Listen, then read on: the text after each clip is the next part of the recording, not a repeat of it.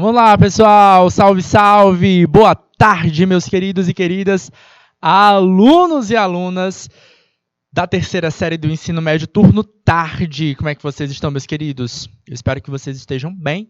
Está iniciando mais uma aula da disciplina Meu Pequeno Mundo comigo, o professor Assis Walter. Essa disciplina que dá profundidade aos temas das ciências da natureza, tá bom? Deixa eu dar meu salve e meu boa tarde para as turmas de Gerumênia, para a turma de Ribeiro Pinas e para os meus colegas de estúdio Rosário e para Júnior, Rosário, nossa professora assistente, e o Júnior, nosso diretor de imagem, transmitindo essa aula para você com toda a qualidade digna aí do canal Educação para todo o Piauí, quiçá para todo o Brasil, ou até, quem sabe, para fora deste país, tá bom, queridos?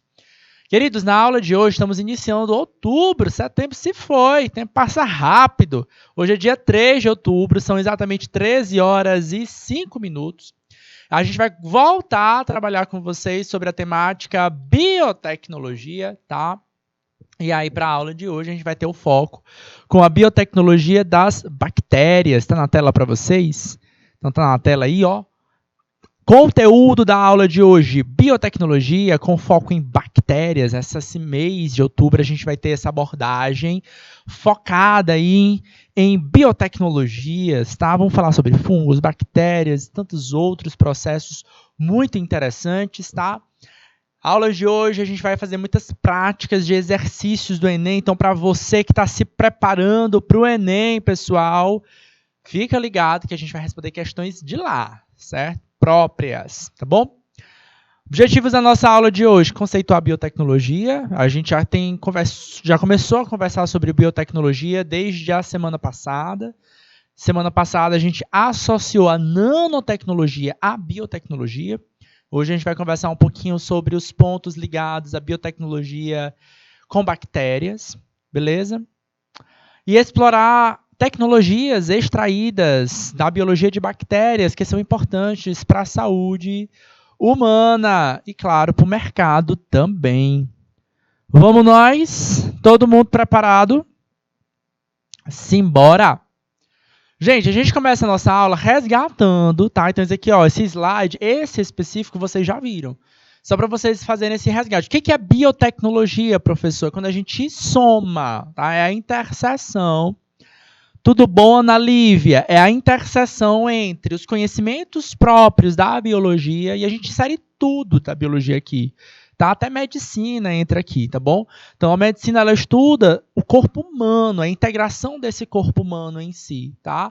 Então, os conteúdos, né, os estudos da medicina estão dentro da biologia, porque a biologia estuda a vida inteira, tá? Tudo que é ser vivo, tá bom? Isso inclui o corpo humano, isso inclui a interação do corpo humano com outros organismos, como é o caso de bactérias, certo?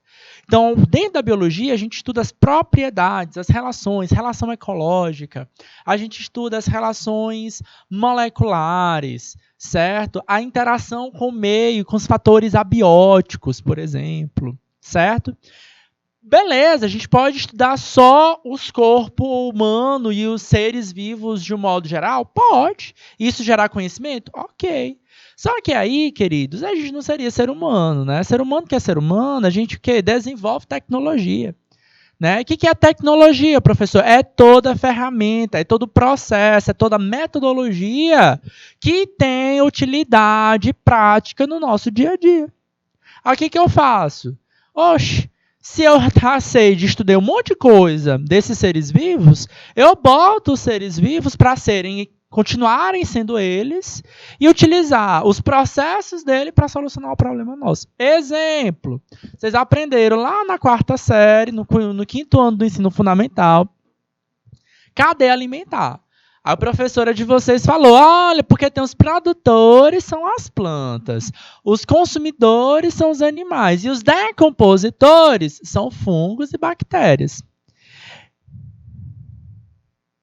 Isso, mas é integrado, viu, Ana Lívia? É integrado. Os nossos conteúdos biotecnologia, da disciplina Meu Pequeno Mundo com as disciplinas de biologia são integrados. Por isso que a gente tem essas pontes. Lá na aula de biologia, com o professor Tércio, ele deve ter focado com vocês a classificação desse organismo, tá? E aí a gente vai focar agora na parte biotecnológica, tá? Da desenvolvimento desses organismos, da utilização desse organismo. Então, como eu estava falando para vocês, tá? Ah, é o Mário Coelho? Beleza. Então, Mário. Então, ó, queridos, o que é que a gente tem?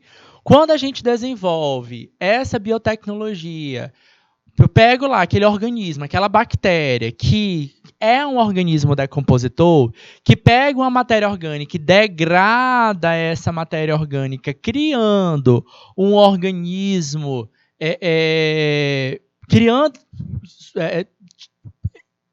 degradando aquela matéria orgânica e criando uma matéria inorgânica, então ela é uma bactéria útil para o interesse humano. Que interesse? O interesse de degradar compostos orgânicos produzidos por nós, como esgoto. Ok? E aí, nesse caso, essa bactéria ela tem aplicação como um processo biotecnológico. Tá bom? A gente vai conversar com vocês sobre outros processos biotecnológicos, como o surgimento de vacinas e outros processos importantíssimos dentro do nosso processo de desenvolvimento, tá?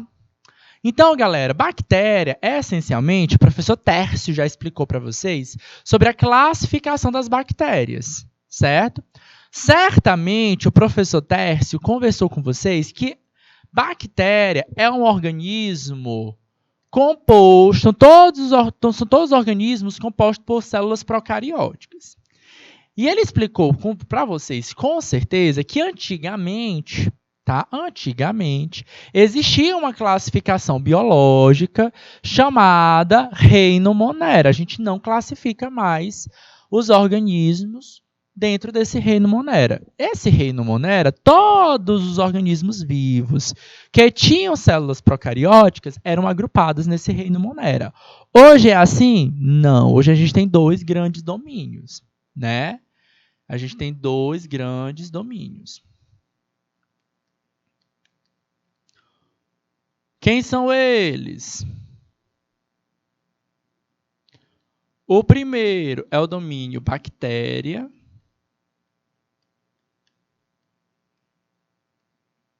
E o segundo domínio é o domínio árquea.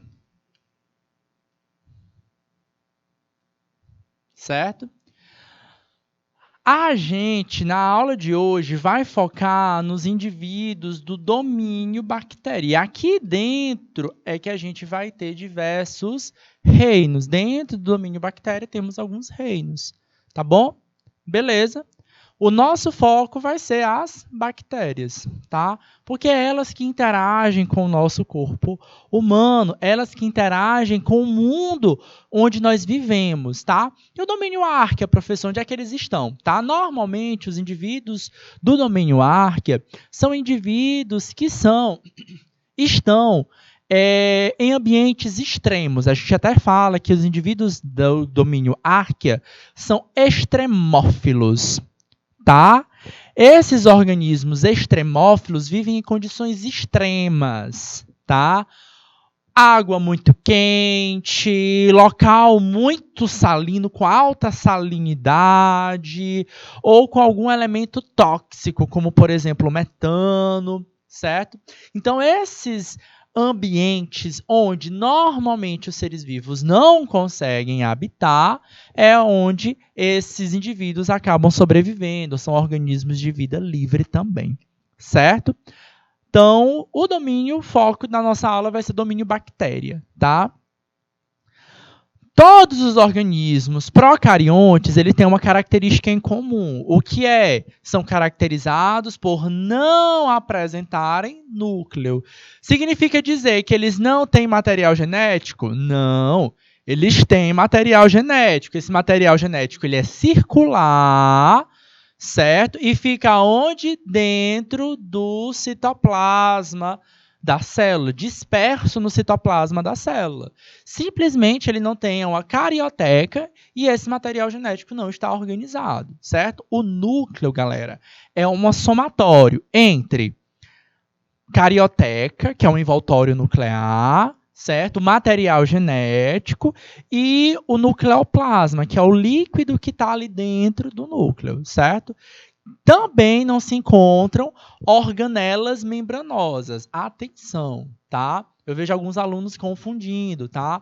Falam, por exemplo, que bactéria tem ribossomo. Ribossomo, galera, é uma organela. Só que ela não é uma organela membranosa, certo?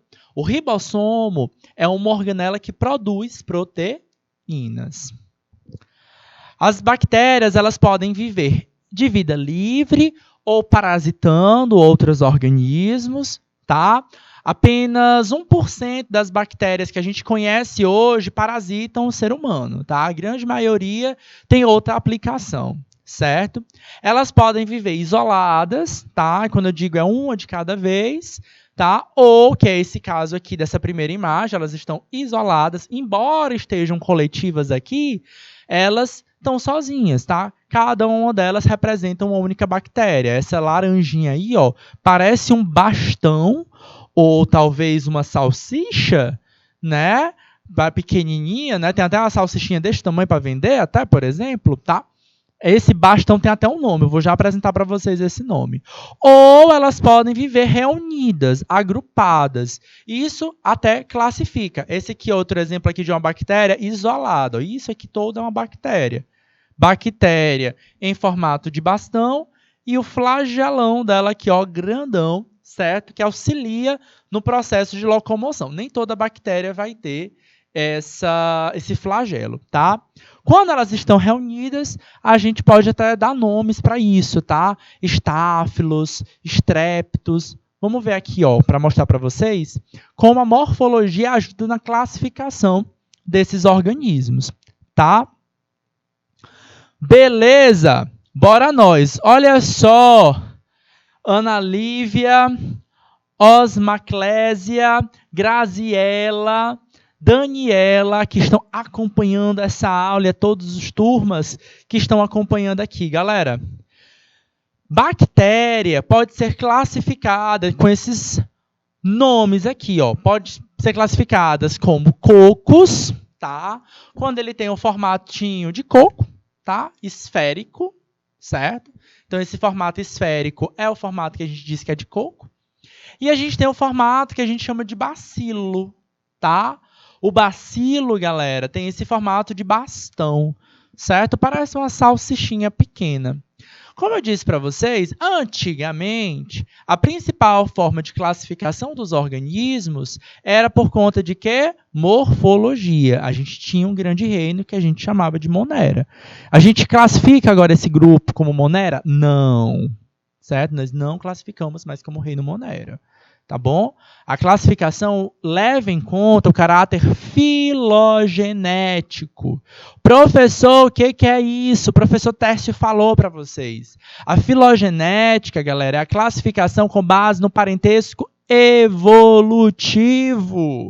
Beleza? Mas a morfologia ainda ajuda muito a responder dúvidas, inclusive a nomear os órgãos. Tá? Então tá ali, ó, os bacilos, tá? Eles podem ter, ó, streptobacilos, tá? Quando é esse streptobacilo, professor, é quando a gente junta, ó, em grupinhos, vários bacilos formando uma linha, tá? Tem bacilos flagelados, bacilos formando esporos, tá? Cocos, por exemplo, pode ficar em duplas, que é esse casinho aqui, ó, várias duplinhas de cocos, a gente chama de diplococos, ou a gente pode formar, ó, cadeias de cocos, que é o caso do streptococo. Bacilo, streptococcus. Eu acho que eu já ouvi esses nomes. Vocês já ouviram esses nomes? Lactobacilos, streptococcus. Vocês já ouviram esses nomes? E aí, galera, conta pra mim aí se vocês já ouviram esses termos, que aqui, ó, lactobacilos, streptococcus. Esses nomes, galera, estão no nosso dia a dia, tá? Lactobacilos, por exemplo, fazem parte da nossa alimentação, principalmente para as pessoas que não são intolerantes à lactose, tá? Temos alguns alimentos que a gente consome que é fruto da quê? Da fermentação de bactérias, tá? Então lembra lá os lactobacilos que estão presentes em iogurtes ou em leites fermentados. Os leites fermentados, galera, que a gente chama popularmente de Yakult, né? Porque Yakult é a marca, né? Então aquele leitezinho fermentado é um leite que foi metabolizado por bactérias da classificação dos lactobacilos. E aí elas modificaram as propriedades daquele leite, gerando um leite com ácido lático. Então ele dá aquele teor de acidez característico daquele alimento. Beleza, Caroline? Como é que você tá, minha querida? Comenta aqui. Quero saber, pessoal. Estão conseguindo acompanhar?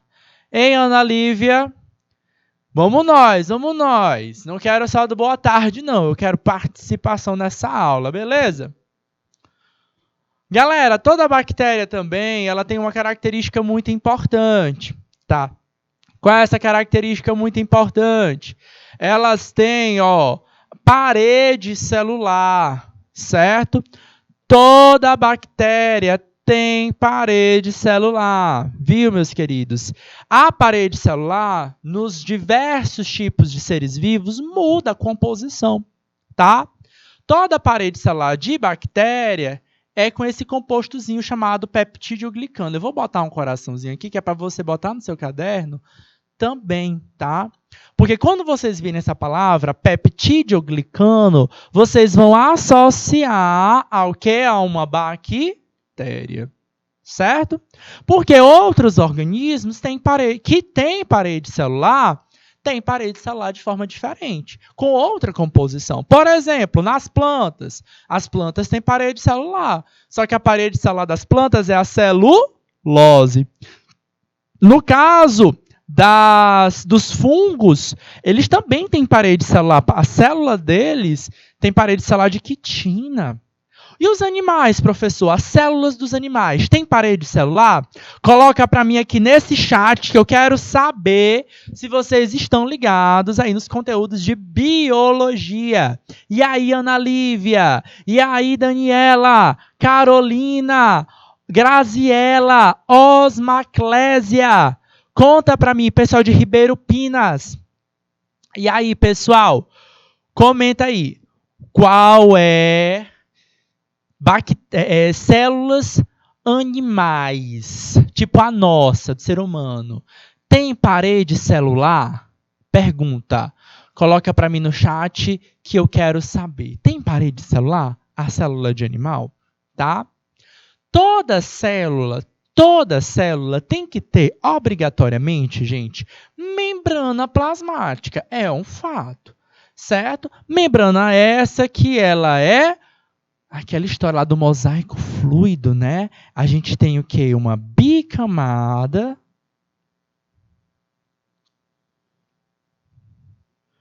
Bicamada, bi2. Uma camada, outra camada. Bicamada de fosfolipídio. Tá? A parte de fósforo, essas bolinhas que a gente tem aqui, ó, fica mais externa ou mais interna, certo? E a parte de lipídio, essas linhazinhas que a gente tem aqui, ó, certo? Então, a gente tem aqui, ó, duas camadas. Os fosfolipídios, a parte fósforo é uma parte o quê? Polar. Enquanto a parte lipídica é apolar. Então, se fosse só essa estrutura, a gente seria membranas impermeáveis, tá bom?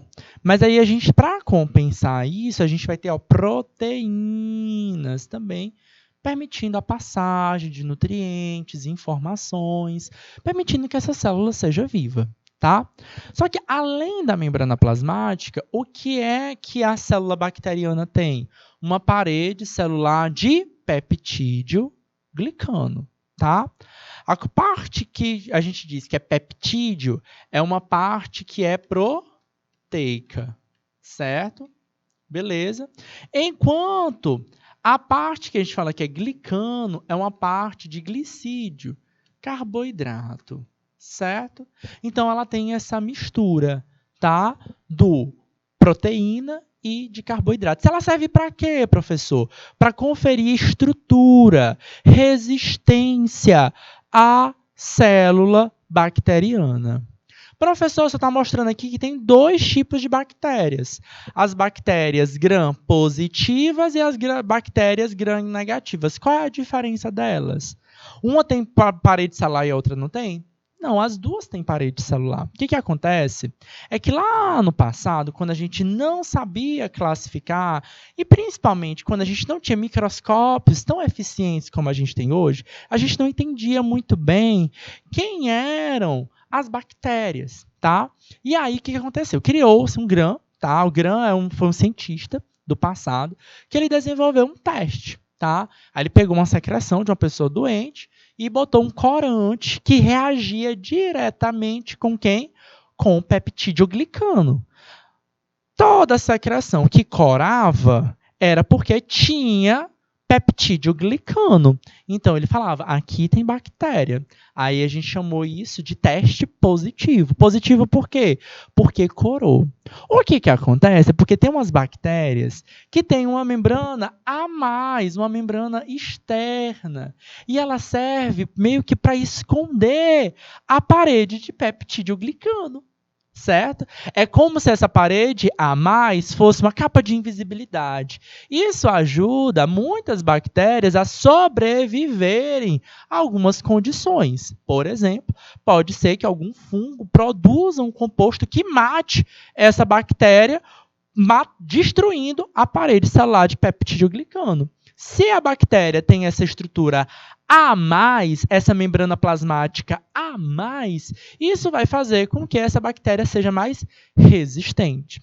O termo bactéria gram-negativa é porque quando colocava o corante que reagia ao peptídeo glicano, essas bactérias não reagiam, porque ela tinha essa membrana externa que funcionava como aí uma capa da invisibilidade, vamos dizer assim. Certo?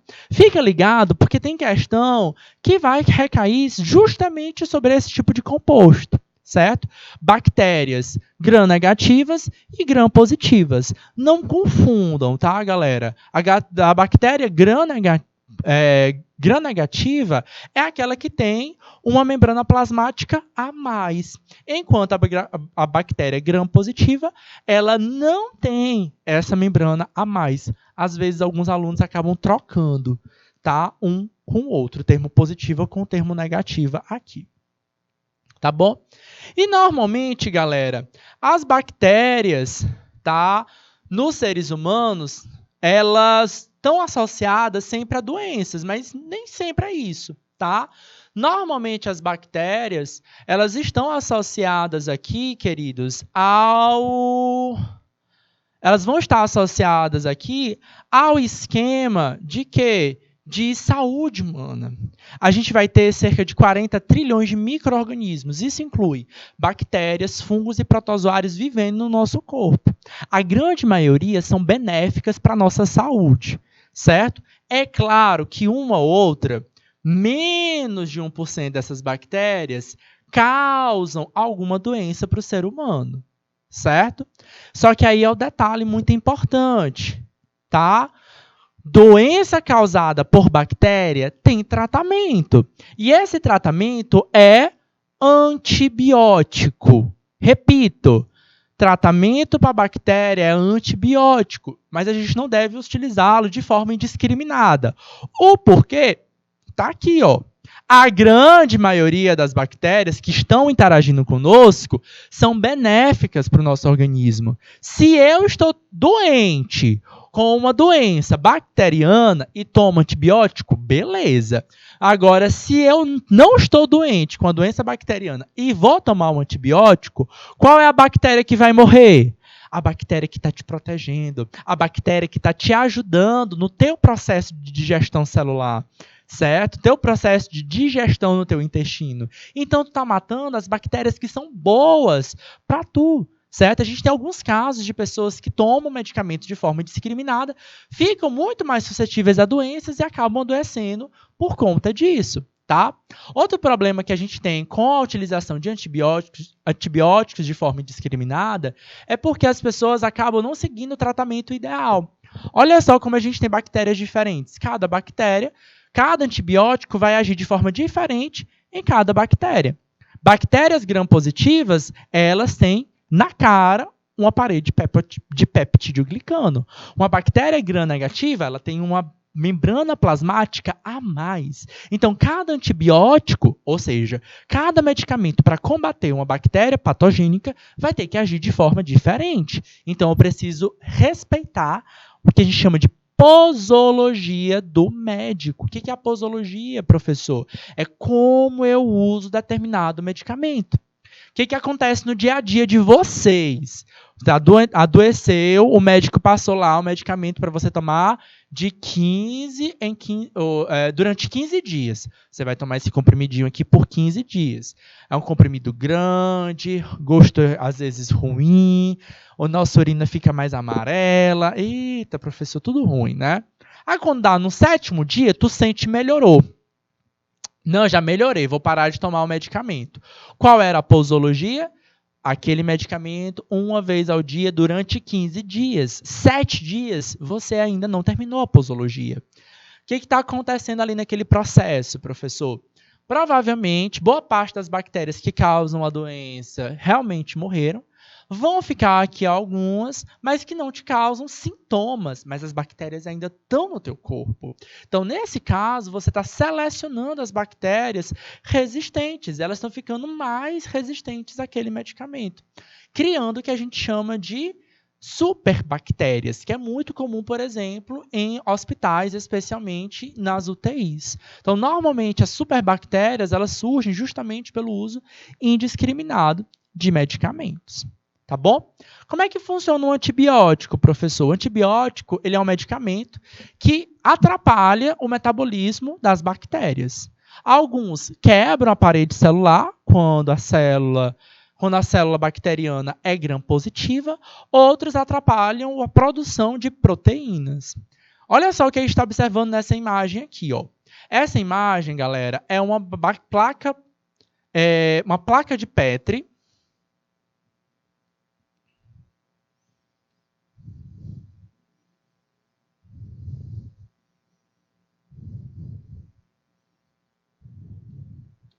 Certo? Isso aqui, galera, é uma placa de Petri, certo?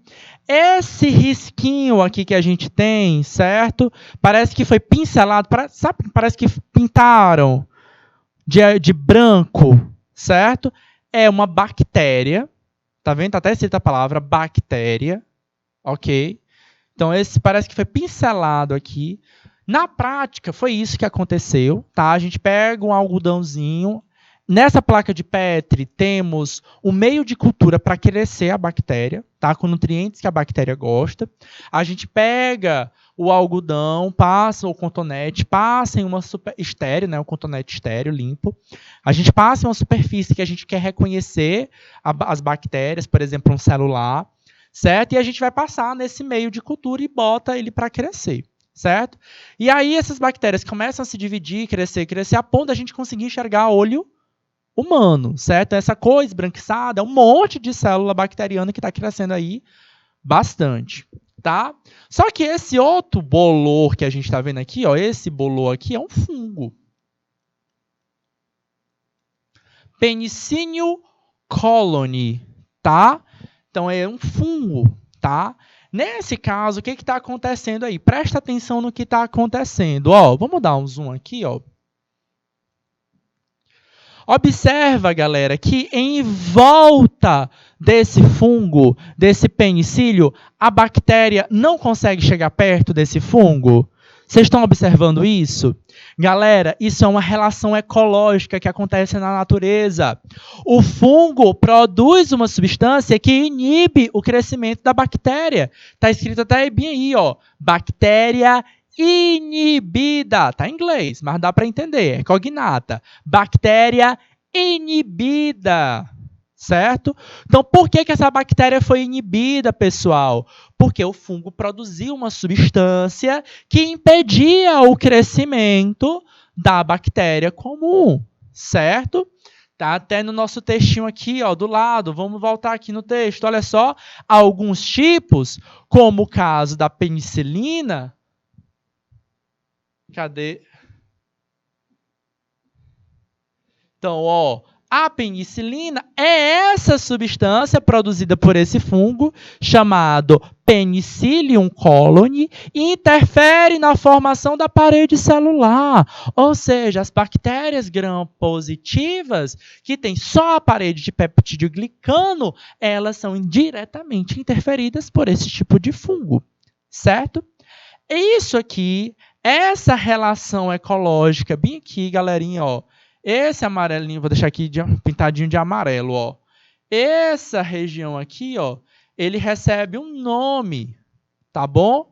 Isso, galera, é uma relação ecológica chamada de amensalismo. Relação ecológica, tá bom, galera? Um organismo impede outro organismo de crescer. Certo? E isso é biotecnologia, está acontecendo na natureza. E eu posso utilizar isso ao meu favor. Tá? Na natureza, isso já existe. Por isso a gente fala de biotecnologia, pessoal. Eu não estou precisando em criar algo novo. Eu estou só precisando conhecer as relações ecológicas.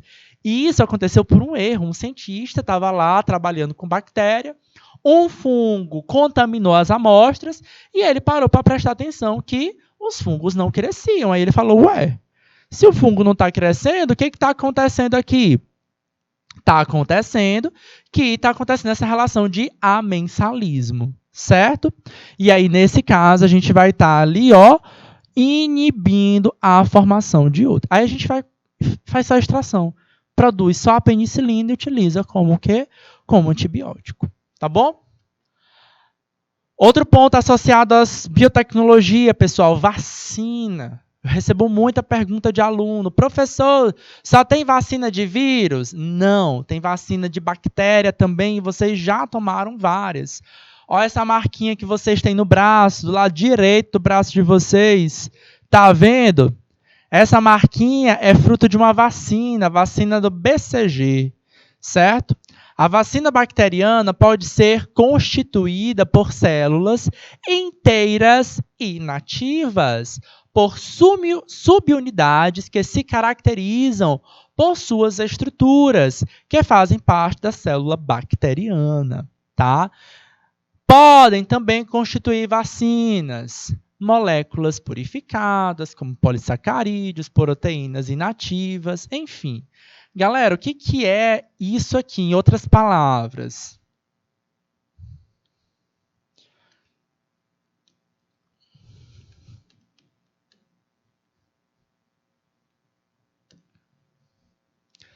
Em outras palavras, galerinha, partes de um corpo que causa alguma doença, a gente chama de antígeno. Então, eu pego pedacinhos dessa bactéria, pode ser um polissacarídeo, uma proteína que parece ou que é de origem da bactéria, certo? E eu apresento ao meu corpo, ao corpo humano, para que o corpo humano aprenda a reconhecer o antígeno, certo? Então, ó, as moléculas purificadas de polissacarídeos, capsulares, proteínas, certo? Todas elas são o quê? Antígenos, certo? E esse antígeno ele serve para quê? Para que o corpo aprenda a reconhecer. Quando é que a gente ministra uma vacina? Antes de ficar doente. Depois de ficar doente, adianta tomar vacina? Não, galera. Por quê? Porque eu já fiquei, eu preciso combater aquele organismo. Se você já está doente de uma doença bacteriana, o que é que eu vou tomar? Eu vou tomar um antibiótico e não o quê? Um antígeno, certo? Beleza? Aí a marquinha mostrando para vocês, a vacina BCG protege contra tuberculose, doença contagiosa provocada pela bactéria Mycobacterium tuberculosis. Foi criada em 1921. Só tem essa, professor? Não. Tem vacina para coqueluche, difteria, tétano, que também são doenças bacterianas, tá? O Programa Nacional de Imunização é responsável pela vacinação de crianças, adolescentes e adultos. E eles ministram, por exemplo, a vacina da vacina tríplice bacteriana, ou DTPA, certo? Hoje em dia temos vacinas específicas para cada uma dessas doenças, por exemplo, do tétano. E eu quero chamar a atenção para vocês de um detalhe, tá? Tétano, galera, é uma vacina, a vacina do tétano, a gente precisa revisar ela. Normalmente a revisão dela é de 10 em 10 anos. Então, depois de 10 anos, provavelmente essas bactérias já mudaram, tá? Já são novas bactérias, já tem mutações dela, e eu preciso tomar de novo. Então, é interessante que vocês fiquem de olho no cartão de vacina de vocês. Eu escuto às vezes as pessoas falando o seguinte: normalmente quando é que a gente se contamina com coqueluche? Coqueluche é uma doença respiratória, tá? Assim como a tuberculose. Então a gente acaba se contaminando com gotículas de saliva. Difteria também, tá? Porque é uma doença que está associada aí ao gastrointestinal. Já o tétano está ligado aí ao sistema nervoso e normalmente a gente se contamina com ela se cortando. Tá? A gente se corta e com o material contaminado. Agora, que material é esse? Tá? Normalmente o que eu escuto é o seguinte: prego enferrujado, professor. É isso? Não. Prego enferrujado é um prego que oxidou, certo? Só isso. Se aquele prego enferrujado tem a bactéria, aí sim é que você vai se contaminar, tá bom? Mas eu não preciso ter um ferro enferrujado para contaminar. Às vezes pode ser um prego não enferrujado que vai contaminar, certo? O importante é que esse ferro esteja contaminado, tá? Esse elemento pode estar contaminado. Então, às vezes, caco de vidro pode acabar transmitindo, né? Normalmente metais a bactéria vai acabar durando um pouco mais de tempo neles, tá? Então, alguns pratos, talheres, podem acabar transmitindo também, dependendo da forma como você for contrair.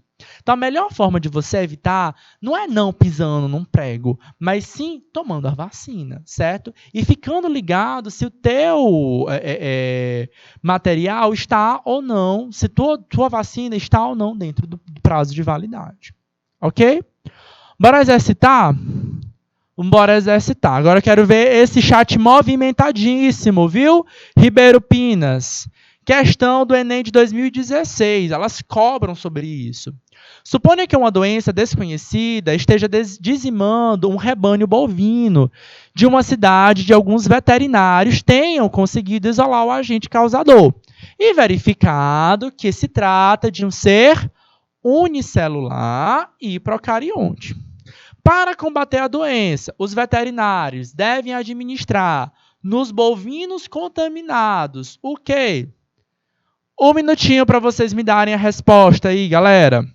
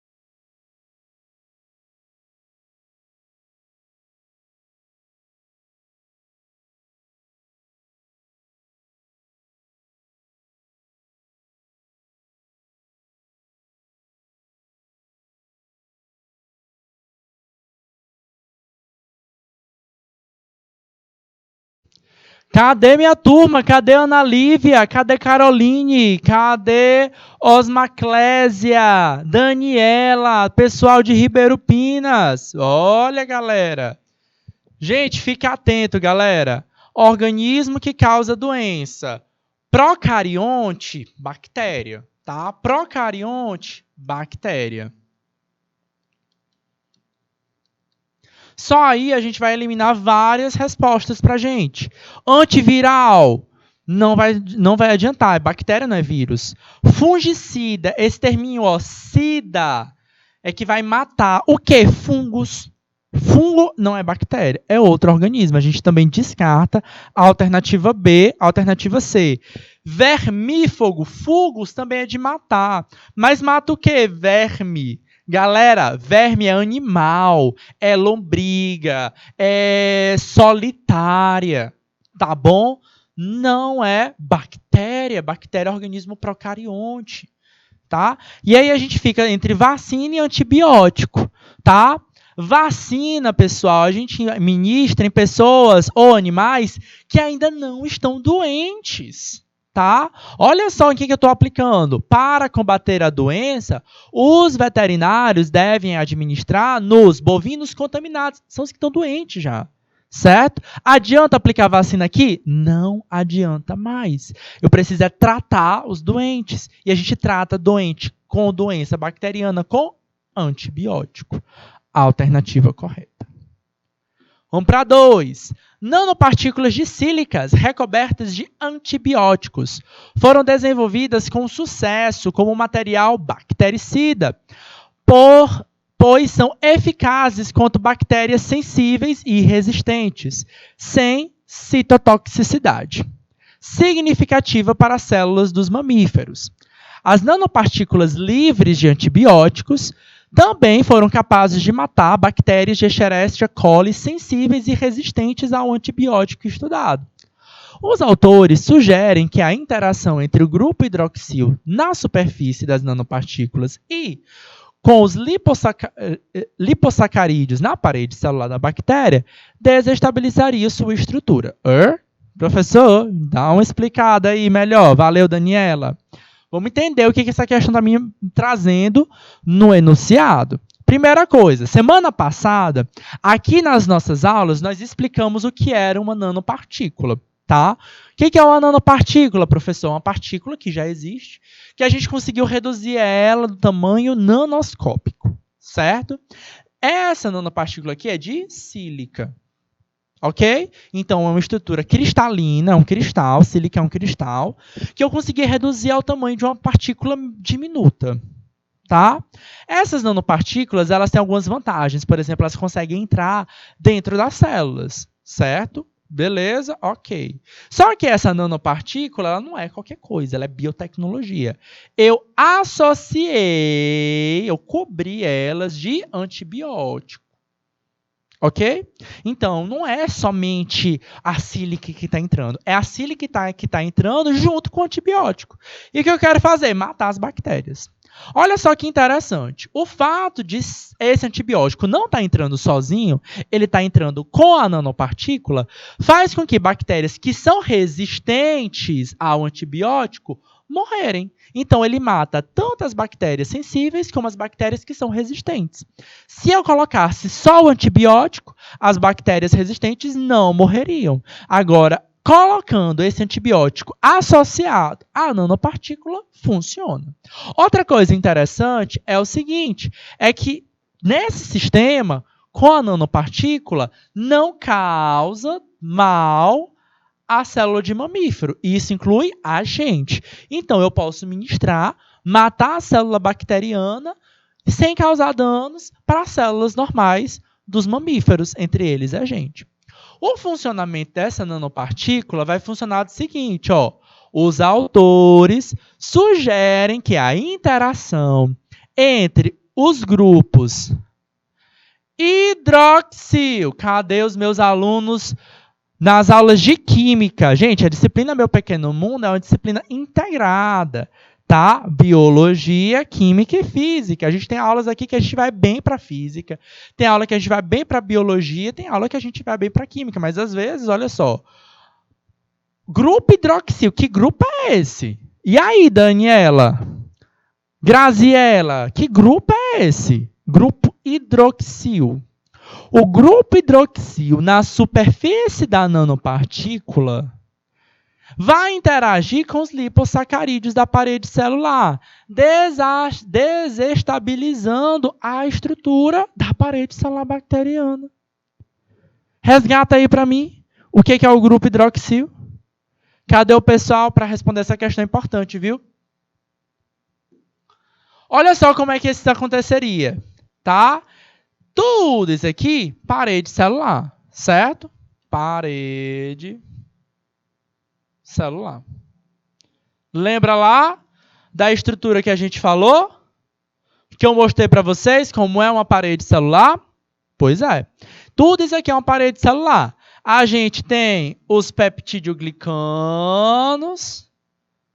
Nós temos o que? Os fosfolipídios e os grupinhos fosfatos. Então, isso aqui ó, é a bicamada de fosfolipídios. Nós vamos ter ó, os lipossacarídeos. Vou pintar aqui de amarelinho, ó, lipossacarídeos. Ok. E nós vamos ter também, o que mais? As nanopartículas que vão se associar a essa parede celular. Galerinha, olha só, presta atenção, fica ligado. Esse grupinho hidroxil, vocês aprenderam lá nas aulas de química, que é aquele grupinho OH, hidroxila, tá? E normalmente esse grupinho OH, ele vai atrás de um outro elemento químico em uma ligação. A interação entre a superfície da nanopartícula e o lipossacarídeo ocorre por conta de uma ligação OH mais quem? Como é o nome disso, galera? Ligação de hidrogênio, ligação hidrofóbica, ligação de sulfeto, ligação metálica ou ligação iônica. Galerinha, esse grupinho OH, normalmente ele fica buscando o elemento químico hidrogênio. E essa ligaçãozinha química aqui recebe o nome de ligação de hidrogênio ou ponte de hidrogênio. É aquela ligação extremamente forte, que não é uma ligação covalente, não é uma ligação metálica nem iônica. É uma ligação de força de atração, como se fosse um ímã. E ela é tão forte que eu não consigo o quê? Soltar esses elementos. É essa ligação de hidrogênio que faz com que as moléculas de água estejam tão bem aderidas umas às outras que quando a gente cai na água da piscina de barriga, dói o nosso peito. Por quê? A nossa barriga? Por quê? Por conta da força de tensão entre as moléculas, a chamada tensão superficial. Beleza? Mais uma questãozinha para a gente. Nas últimas décadas, vários países, inclusive o Brasil, têm testemunhado grande proliferação de bactérias patogênicas, envolvidas em uma variedade de doenças que apresentam resistência a múltiplos antibióticos. Atualmente, se tem destacado as superbactérias, que acumulam vários genes determinantes e resistentes, do ponto de vista de se tornarem resistentes a praticamente todos os antimicrobianos. Superbactéria, galera, eu falei para vocês sobre esse tema, tá? Superbactéria, galera, é a bactéria que está resistente a diversos antibióticos. O que causa a formação de superbactérias? A pergunta quer saber disso. Essa resistência tem ocorrido por quê? Não sei. Bora saber. 1 minuto para os nossos alunos aí. Bote 2 minutos. 2 minutos para os nossos alunos. Aí a gente volta para ver o gabarito dessa questão. Beleza?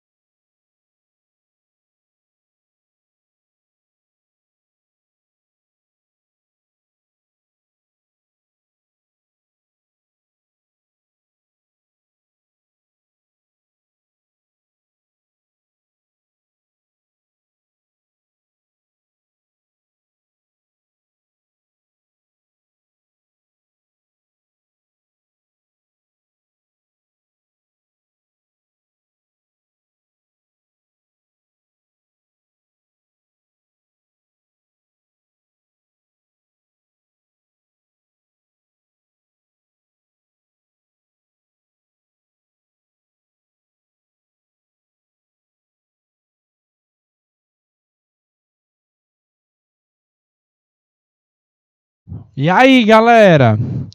Superbactéria, galera. Por que que as bactérias temos bactérias resistentes? Vamos ver o que as alternativas vão me dizer. As bactérias patogênicas se multiplicam de maneira acelerada. Alternativa B. Os antibióticos são utilizados pela população de maneira indiscriminada. Alternativa C. Possuem plasmídios que contêm genes relacionados à virulência. Alternativa D. Bactérias podem ser transmitidas para os indivíduos utilizando várias estratégias. Ou alternativa E. Serviços de saúde precários constituem importantes focos de bactérias patogênicas, galera, não, tá? Eu até falei para vocês que em UTIs, que são hospitais, são unidades de tratamento intensivo com alto rigor, tem grande quantidade de superbactérias. Mas a grande maioria das superbactérias surgem justamente pelo mau descaso que as pessoas têm com o medicamento, certo? É quando eu consumo o medicamento de forma indiscriminada. Certo? É isso que forma as superbactérias. Se o médico diz para a gente tomar durante 15 dias, no 7º a gente está assistindo bem e a gente faz o seguinte, não vou mais tomar não, tu é bem. Preciso mais disso não. Isso está errado por quê, galera? Porque com 7 dias, se o medicamento foi passado para 15 dias, tá? Nem todas as bactérias morreram. Tu não está sentindo sintoma, mas as bactérias que ainda sobreviveram, elas estão lá no teu corpo, certo? E aí, tu não tomando o medicamento da forma correta, essas bactérias vão sobreviver. E elas vão aumentar, elas vão crescer e elas vão voltar. Então, tu vai ter reincidência da doença. Aí tu fala assim, eita, peguei a doença de novo. E nem foi. Tu nem precisou pegar novamente. Tu simplesmente não se tratou da forma adequada, certo? Então, você precisa parar. Se o médico fala, precisa de repouso, você vai precisar parar. Você vai precisar se medicar da forma correta, para não levar essas bactérias a serem ainda mais resistentes. Um outro cuidado que você precisa ter é o seguinte, não tome medicamentos sem recomendação médica. Por quê? Porque você não sabe qual é o tratamento ideal. Cada bactéria tem um tratamento específico. Deixa isso para o profissional da saúde, tá? A gente só tem 2 profissionais que podem receitar medicamentos para a gente. É o médico e o dentista. E pronto, nem farmacêutico pode, certo? Então é claro que o farmacêutico ele vai ter uma orientação, ele vai saber bastante, mas quem pode passar essa posologia só são esses 2 profissionais. E no caso do dentista, é focado na saúde, na saúde bucal. Então tem até umas restrições específicas. Então fica atento, respeita, certo? Faz o melhor que é para tu e também para os diversos organismos, para que a gente não possa piorar a nossa saúde aí com essas superbactérias, tá bom? Queridos, foi um prazer estar aqui com vocês, mais uma vez. A gente se encontra novamente na próxima segunda-feira. A gente vai falar sobre outras biotecnologias, tá bom, queridos? Grande beijo, grande abraço. Até a próxima aula. Tchau, tchau.